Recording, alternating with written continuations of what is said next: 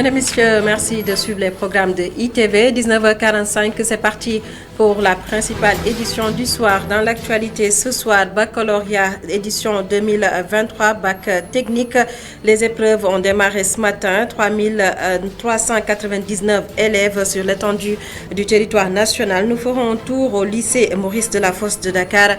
Sur place, 358 candidats enregistrés, 18 absences notées. Ces élèves sont à la recherche du premier diplôme universitaire. À Kolda, l'université sera livrée dans 12 mois après une pause des travaux ont repris sur une superficie de 1000 hectares. Ce joyau, un centre délocalisé de l'université Assane Seck de Ziguinchor. Le point avec la correspondance de Seydou Diatta dans cette édition. ATS lutte contre le vol de bétail. Le sujet a été encore débattu dans la cité du Rail. Le combat, un sacerdoce pour l'Association nationale de lutte contre le vol de bétail. Les membres réclament toujours la criminalisation du phénomène. Ils étaient en conclave. Les précisions de Isidore Alexandre Sen à suivre également dans cette édition. Voilà pour les titres. Le développement, c'est juste après ceci.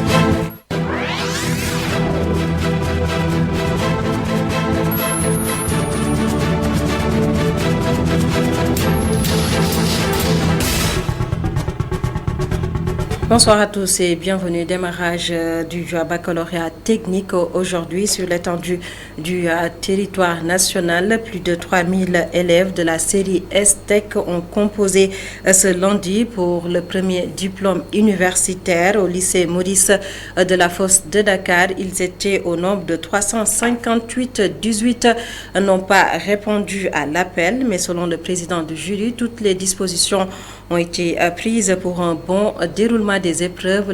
Le point avec Mme Seynabou Babou. Chacun se concentre sur son exercice au lycée Maurice Delafosse. Les candidats en classe démarrent les épreuves, les policiers veillent au grain. Le président du jury nous accompagne dans une des salles de classe. Stylo à la main, les yeux rivés sur leur copie, la concentration est maximale. Marie-Audrey vient tout juste de terminer sa première épreuve, le sourire au coin. Elle trouve abordable leur sujet de sciences économiques et sociales. Ça dépend de la personne. C'était abordable. On a vu en classe, oui. J'ai suivi le conseil de mes professeurs de faire comme si c'était une composition, mais pas à l'école, dans une autre école. Okay. Extrait. Selon le président du jury, l'examen a bien débuté. Nous avons 358 candidats, composés majoritairement de filles, donc 229 filles, soit 65%, et 129 garçons. Alors, sur les 358 inscrits, nous avons 18 absents, donc ça fait un taux de participation de 95%. Toutes les dispositions ont été prises pour le bon déroulement des examens, rassure le président du jury. Donc ce matin, nous sommes là depuis 7h30. Alors la sécurité est là. Nous avons trouvé des salles bien préparées. On nous a installés, vous voyez bien, dans une salle où nous pouvons travailler en tant que président du jury, dans des conditions normales. Alors, par rapport vraiment à la présence également des surveillants qui sont convoqués, ils sont tous là.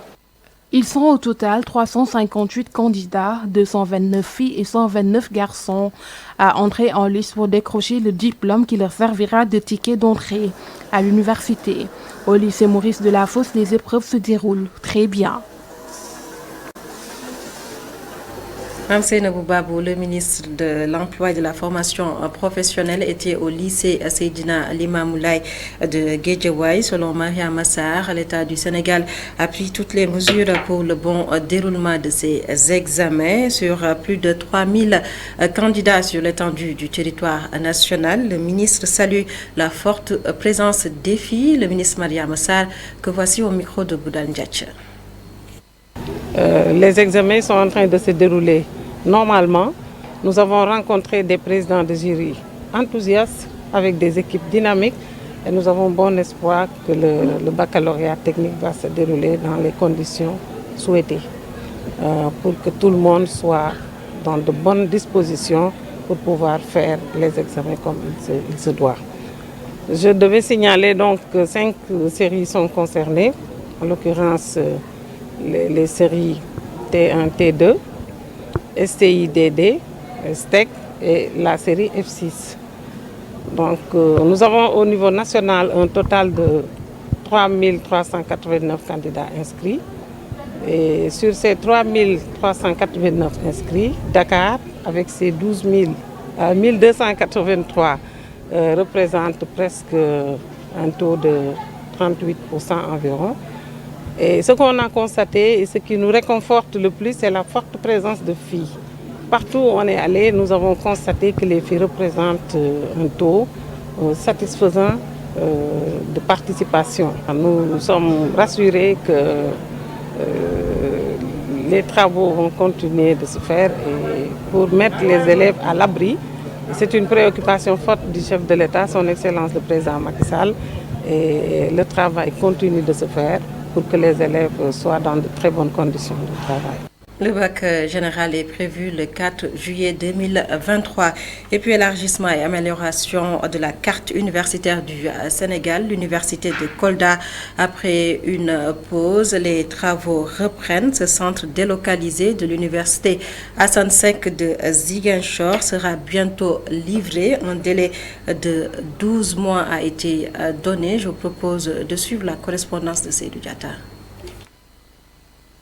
Longtemps laissés à l'abandon, les coups de pioche ont repris sur le site abritant la future université de Kolda. L'instruction a été donnée par l'actuel ministre de l'Enseignement supérieur et de l'Innovation, le professeur Moussa Baldé, aussitôt après sa prise de fonction. La livraison est prévue dans 12 mois. C'est donc la course contre la montre qui s'impose aux ouvriers. On a 5 bâtiments résidentiels avec une capacité d'accueil de 720 lits, et un restaurant de 1000 places, un centre médico-social, un logement médecin et un bâtiment administratif. Actuellement, on est en train de faire les fondations. L'objectif, c'est de couler tout ce qui est semelle avant les premiers pluies pour que le projet soit livré dans les plus brefs délais. Nous étions venus ici avec le ministre pour constater le démarrage des travaux. Il avait donné des instructions fermes à l'entreprise. Et moi, j'ai reçu instruction ferme du ministre qu'au minimum chaque 2 semaines, qu'on puisse voir l'état d'avancement des travaux. Comme il pleut beaucoup à Kolda, nous avons demandé à l'entreprise de faire l'effort pour faire tout pour couler les semelles. Donc aujourd'hui, nous nous réjouissons déjà de l'état d'avancement des travaux de l'université Hassan Sek délocalisée à Kolda. La mise en service de ce centre délocalisé de l'université Hassan Sek de Ziguinchor va au-delà de la matérialisation, de la territorialisation des politiques publiques, servir de réponse adéquate à la lancinante question d'hébergement dans nos universités. Nous sommes mandatés par les populations. On doit rendre compte aux populations les doléances qui préoccupent surtout les populations du Fuladu. Et vous êtes sans savoir que l'université de Kolda aujourd'hui, c'est l'une des principales doléances du département, sinon de la région de Kolda. C'est pourquoi cette visite aujourd'hui nous a rassurés. Très sincèrement, on peut se dire nettement que d'ici 2024, les cours vont démarrer au niveau du lycée de Kolda. On aimerait féliciter et tendre nos remerciements à l'endroit du ministre de l'Enseignement supérieur et aussi au DG M. Sanassane pour les efforts incommensurables qu'ils ont menés pour qu'on puisse délocaliser une partie de l'université Hassan Sek de Ziguinchor ici à Kolda. Ce centre pourra aider aux étudiants ressortissants de Kolda et aussi aux autres étudiants venant des autres localités dans le domaine de l'hébergement. C'est un vieux rêve en passe de devenir réalité. Au niveau du campus pédagogique, les bâtiments sont déjà sortis de terre et se dressent fièrement à l'est de Kolda en attendant l'achèvement des travaux au niveau du campus social. Seydou Diatta, intéressons-nous à présent aux écoles de formation qui poussent comme des champignons au Sénégal. Dans certains centres de formation, les diplômes ne sont pas reconnus selon des responsables de structures de formation. Ces derniers accusent l'État du Sénégal et ils appellent à plus de responsabilités. Ils étaient en conférence de presse, c'était en présence de notre correspondant dans la Petite Côte, Muntaga Kane. C'est en marge des portes ouvertes du complexe privé de formation professionnelle tenu ce samedi que son déclarant responsable s'est prononcé sur la prolifération des écoles de formation non qualifiées. Il tient l'État pour le principal responsable. La première responsabilité, donc, c'est la responsabilité de l'État. Parce que l'État a toutes les prérogatives donc, pour en fait installer un système d'abord donc, performant. L'État a toutes les prérogatives de contrôler les écoles donc, qui bernent les enfants.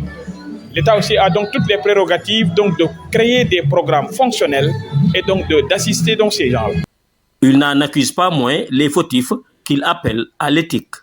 L'autre part maintenant, selon moi, c'est en fait une question d'éthique. Et donc, je n'ouvre pas une école du moment où je n'ai pas de contenu.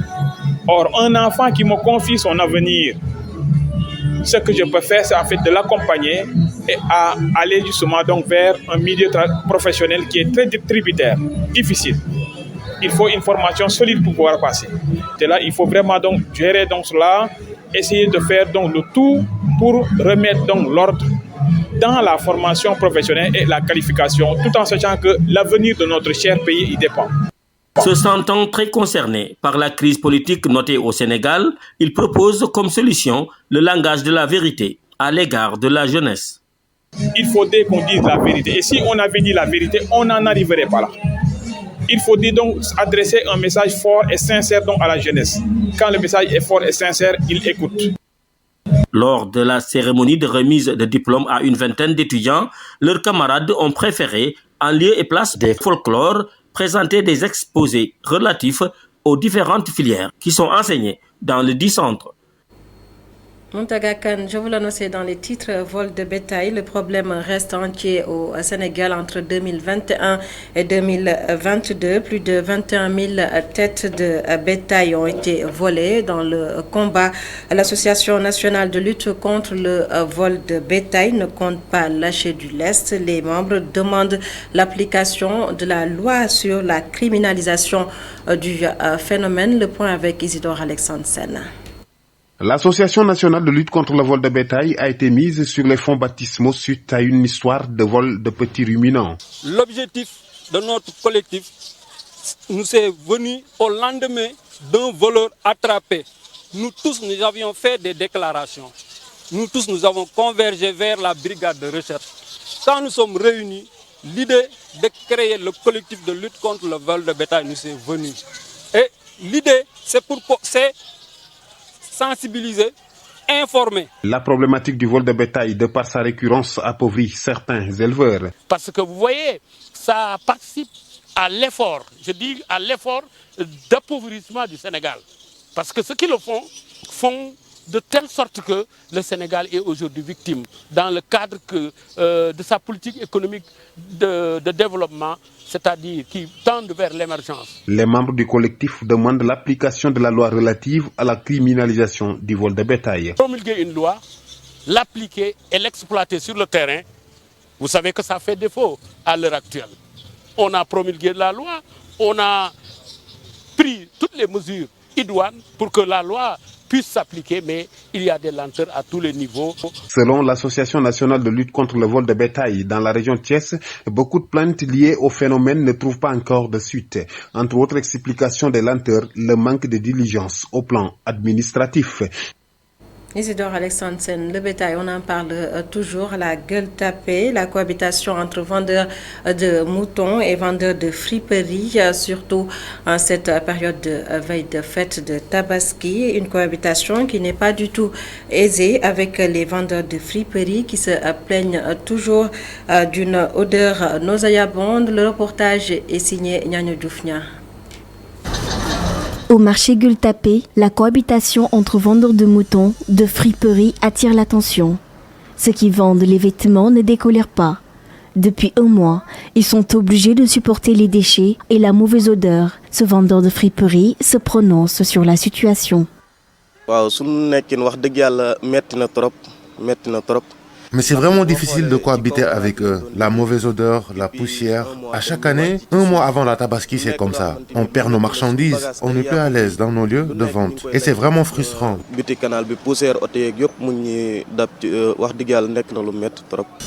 L'impact de cette cohabitation sur leurs activités est considérable d'après lui.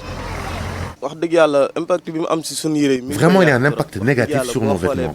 Ça va faire un mois, on ne peut plus rester avec nos marchandises. Plus d'une semaine, on est obligé de les changer à cause de la mauvaise odeur. Ce vendeur de moutons juste à côté nous fait savoir que cette cohabitation n'est pas éternelle, elle est tolérable. Je ne vois pas de problème ici. Nos voisins doivent être compréhensifs. On n'est pas ici pour y rester éternellement. C'est juste pour une courte durée. Après, on va partir. À chaque tabaski, les vendeurs de friperies envahissent le trottoir pour permettre aux vendeurs de moutons de s'installer sur le pont. Les voisins, quant à eux, sont dans tous leurs états. Nyanya Diouf a renforcé la sécurité à Kermassar, c'est ce que veulent les jeunes de la localité. Ils se sont organisés pour mettre en place une agence spécialisée en sécurité. La cérémonie de lancement s'est tenue en présence du ministre conseiller Talla Sylla qui salue l'initiative. Je vous propose de le suivre, il est avec Boudal Ndiaye. D'abord leur expliquer ce qu'est la sécurité de manière générale, mais aussi pour leur expliquer qu'ils peuvent tous, en s'engageant, avoir un avenir et contribuer à la construction de leur zone, à la construction de leur commune, de leur département et de leur pays. Alors, je suis venu les encourager. Je suis venu encourager les initiateurs, mais encourager aussi tous ceux qui sont venus participer à cette manifestation, parce que ma conviction profonde est que c'est ça la voie. Il faut offrir aux jeunes une perspective, leur montrer qu'il est possible, disons, de s'en sortir en prenant des initiatives. Et puis il faudra les accompagner. Non seulement il y a la sécurité des personnes et des biens, mais il y a également le combat contre le chômage. Voilà, je pense que les jeunes ont besoin de trouver du travail. Le président de la République a pris beaucoup d'initiatives avec Xëyu Ndaw ñi, des initiatives dans le domaine de la formation, parce que vous savez, si on n'est pas formé, un problème se pose sur la question de l'employabilité. Alors donc, il faut aider les jeunes, disons, à se former pour avoir un métier, mais également trouver les moyens de les financer pour qu'ils puissent parfois aussi eux-mêmes se prendre en charge dans le cadre de l'auto-emploi. La chaleur à Dakar, le thermomètre qui a affiché aujourd'hui 29 degrés Celsius, une forte chaleur que n'arrive pas à supporter bon nombre de Dakarois. Tous les moyens sont bons pour se rafraîchir. C'est un reportage signé Khadija Diouf. En cette période de chaleur à Dakar, beaucoup sont à la recherche d'un bon coin où ils trouveront de l'air frais. Pour fuir la chaleur des quatre murs, ces hommes qui reviennent du terrain de foot, tous habillés en bleu, se retrouvent sous un arbre. Tapis à terre, ils en profitent pour discuter. Là, c'est calme. Il y a un bon vent qui passe tout le temps et c'est près de nous. Beaucoup plus à cause de la chaleur que nous sommes là. Dans cet autre quartier, à côté du camp militaire, les places publiques sont très prisées. Beaucoup d'entre elles choisissent les espaces verts, histoire d'avoir plus d'aération, nous dit Khadim Ndiaye. C'est la chaleur qui nous pousse à sortir. Dans les maisons, il n'y a pas assez d'espace, surtout à Dakar ici. Si c'est dans les autres régions, je n'aurais même pas senti le besoin de me déplacer. À 29 degrés, les plages sont aussi bondées de monde. Mami Sow, elle est venue pour décompresser. Nous, en période de chaleur, on préfère aller sur les plages, comme là où vous nous trouvez, comme ici. C'est plus relaxant devant la mer et tout. La brise de mer, on ne sent pas la chaleur, vraiment. Sous les arbres à palabres, dans les places publiques ou à la plage, à chacun sa façon de lutter contre la chaleur. Khadija Diouf, le reportage de ce soir, l'on s'intéresse à l'entretien de véhicules. Pourquoi des chauffeurs de taxi tiennent-ils à la propreté de leur voiture? Cette propreté, une stratégie pour certains pour attirer plus de clients. Garage Wallo Wallo de Dakar, un reportage de Sabel Olivia Diagna. Sur le long du canal 4 se trouve le garage Wallo Wallo, où des chauffeurs de taxi se regroupent pour se reposer et nettoyer leur voiture. L'un des chauffeurs estime qu'il est nécessaire de garder sa voiture propre pour attirer les clients et surtout les mettre dans de bonnes conditions. Parce que man sama auto bu timé damay déranger parce que sama auto bu xawé am tout tas sax Moi-même qui vous parle, quand ma voiture est sale, ça me dérange. Même s'il y a une tâche, quand un client entre, j'ai peur qu'il me dise quelque chose. Je lave la voiture 2 fois par jour. Aucun client ne veut prendre une voiture sale, raison pour laquelle nous les nettoyons. Le président du GIE des chauffeurs nous confie que cela fait des années qu'il est taximan. Selon lui, la propreté du véhicule et le respect du code de la route sont des atouts pour tout conducteur. On est habitué de taxi depuis très longtemps, à peu près de 20 ans ou 25 ans. Donc on sait que le transport taxi, ça doit être très propre dedans et un chauffeur très correct en même temps. Nous devons avoir une bonne conduite sur la route quand même. C'est pour cela que nous faisons tous nos entretiens sur les lavages, les stations et les lavages en garage en même temps. J'ai une habitude de ne pas prendre les mécaniciens. Quand même je suis en garage, je préfère que quand on répare ma voiture après, c'est moi qui fais l'essayage. Mais je ne le donne jamais à un mécanicien grâce pour ne pas salir mes fauteuils, mes coussins dedans. Une passante rencontrée vers le canal 4, il est hors de question pour elle de prendre un taxi qui n'est pas bien entretenu. Le manque de propreté dans les taxis est une chose vraiment déplorable parce que en fait d'accueillir les clients, quand on accueille les clients dans les taxis, ça doit être vraiment propre. Donc la propreté, c'est un avantage pour accueillir les clients. D'abord, je regarde l'entretien du taxi. Quand je vois que ce n'est pas propre, je ne vais pas y entrer parce que ça peut amener des microbes ou bien des maladies. Donc c'est pour cela que je refuse d'entrer dans des taxis vraiment qui ne sont pas propres. Les chauffeurs de taxi du garage Walo Walo entretiennent leur véhicule chaque jour pour attirer la clientèle. Mais force est de constater que dans les rues de Dakar, parfois c'est un luxe d'avoir un taxi bien entretenu à l'intérieur, tout comme à l'extérieur.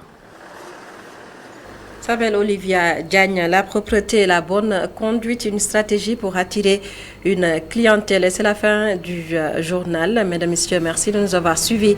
Passez d'excellents moments en compagnie de nos programmes sur ITV.